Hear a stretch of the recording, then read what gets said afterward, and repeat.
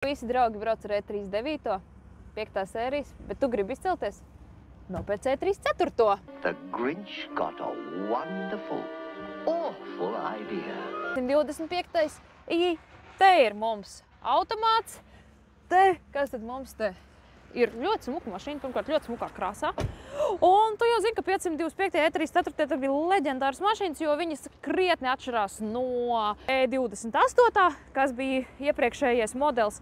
Bet ja tu vēl atrastu X4 riteņu piedziņas, bet šitas mums ir parastais 525i.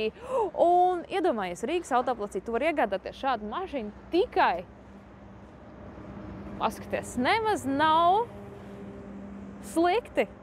Un 92. gads arī vēsturisko var iziet, bet vairāk par interesantiem automobiļiem Rīgas autoplačos Motorfai. Tā kā piesako.